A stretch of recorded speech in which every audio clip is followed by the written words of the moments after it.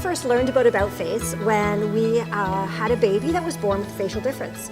And because we hadn't had any experience in this area before, we felt it was our job to find a place that could educate us on questions that might come up, concerns that we might have.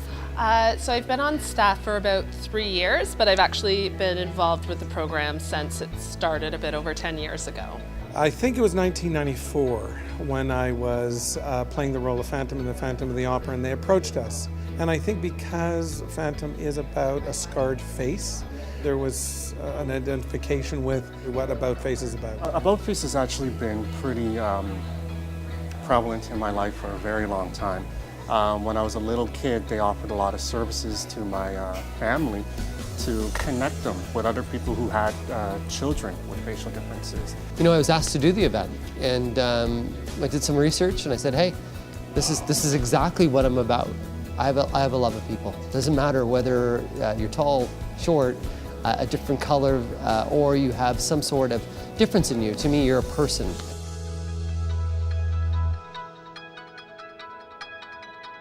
AboutFace started in 1985, really connecting people and starting to share information about facial differences because so little was known. And then we evolved into emotional support and the psychosocial aspects of living with a difference. It's a support system that's there for children who are born with facial differences, or anyone who has a facial difference. It also can be a network to help educate other people about what facial differences are and how other children are affected by facial difference.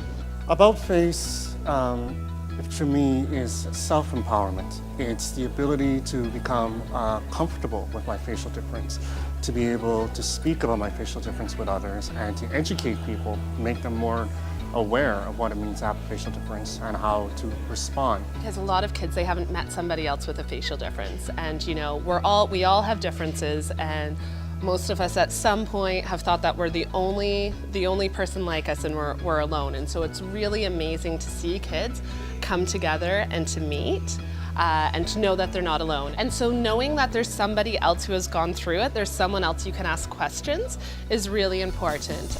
I myself, I have a facial difference myself, so I have grown up occasionally being stared at, occasionally being teased, being bullied. So being a part of the community, being a part of the facial difference community was really empowering to me when I was young.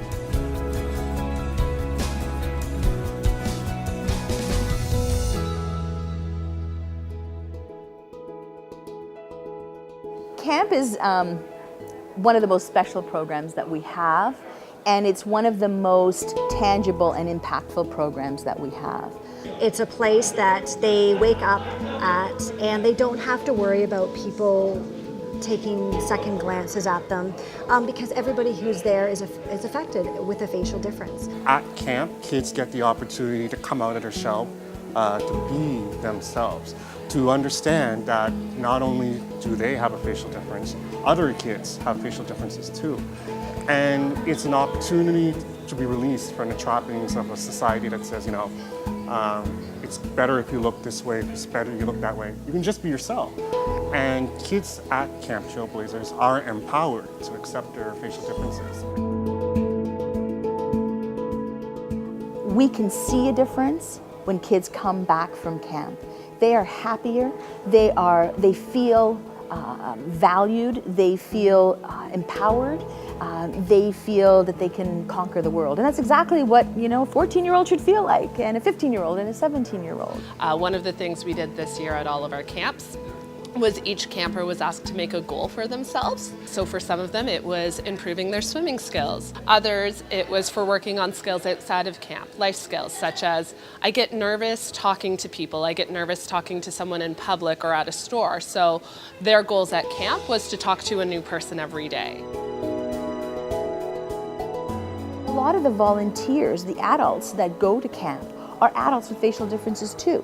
So listening to a teacher who has a facial difference, or a social worker, or a lawyer, or a med student, That's very empowering and inspiring. Having a 10-year-old, 11-year-old, sit in a circle and say my facial difference, and I can tell that's a new word to them, and they smile when they say it. They get to go back home from camp saying, well, I have a facial difference and I feel more comfortable about myself, and I can talk to people about that. Because it is an uncomfortable topic. It can even be uncomfortable for families because we all want to protect each other. And so if we're not sure how to talk about it, sometimes we don't talk about it. And I get to see down the road how the experience has impacted them.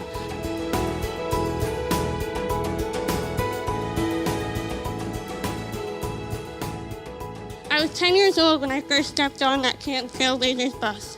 And every year since then, camp was never going away, it was going home. Thank you, AboutFace, for offering this great program. Thank you to all of our donors and sponsors for your generosity. You are helping to give the gift of friendship and strength.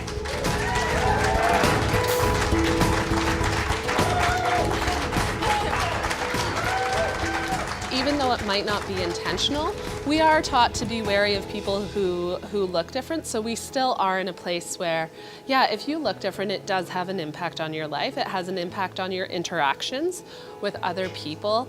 It has an impact on kind of your goals and how you feel about yourself. There's just so much pressure to look a certain way and to be a certain way. If you fall out of that very narrow definition of what physical beauty is, well, there's no hope. So having AboutFace brings all types of people, with differences and without differences, to recognize that we are good, we are valuable, we have something to offer.